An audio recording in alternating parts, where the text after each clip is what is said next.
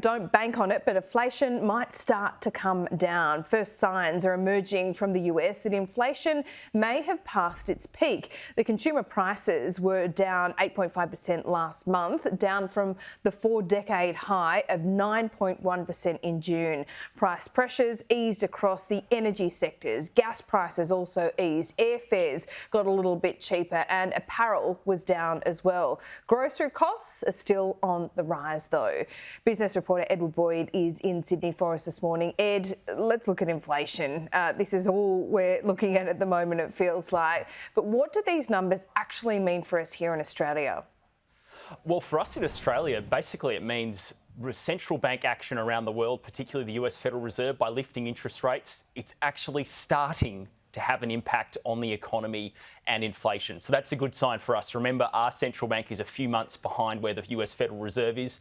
They've been lifting interest rates since March. The cash rate in America is at 2.5%. We've been lifting interest rates in Australia since May, and the cash rate here is 1.85%. This is what happened with inflation in the US in July. Inflation in July was at 0% for that month, but over the course of the year to July, it was 8.5%. But you can see here, gas prices, petrol lower, airline fares lower. That's with obviously cheaper petrol for airlines. Fares should go down there. Natural gas lower as well, and food prices up very slightly. But this is obviously a positive sign for our economy to start to see inflation begin to tick downwards. Inflation at 0% in July in America basically means prices didn't go up, but they didn't actually start coming down again. And we want to start to see prices overall start to really begin to fall, and we want to see more signs of deflation in the economy, because that's what we really want. But look, this is the President Joe Biden talking earlier about the positive signs they're starting to see in the US. Today, we received news that our economy had 0% inflation in the month of July. 0%. But it's far from done in our effort to bring inflation down, but we're moving in the right direction. Ed, we've been talking about this for a very long time, the frustration that we don't get monthly inflation data, but that is finally going to change.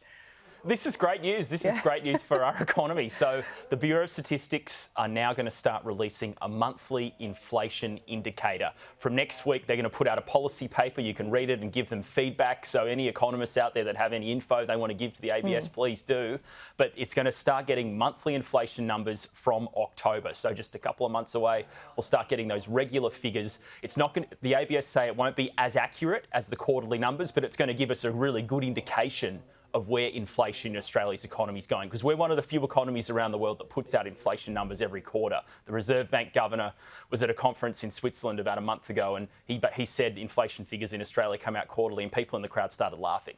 Wow. So this is actually a really good sign for us, and it's going to give us a much better steer on where we're at in Australia. Well, in our business, I know you and I have got quite nerdy about it. I mean, some people at home might be saying, who cares, you're getting data once every month rather than once every 3 months. But you know, I remember at the beginning of this year, the RBA said, no, it's going to wait to see inflation data before it moved on interest rates. And then we kind of had that lag effect. So this could solve some of those, you know, core problems or the core criticisms that the RBA has had, that it moved too slowly.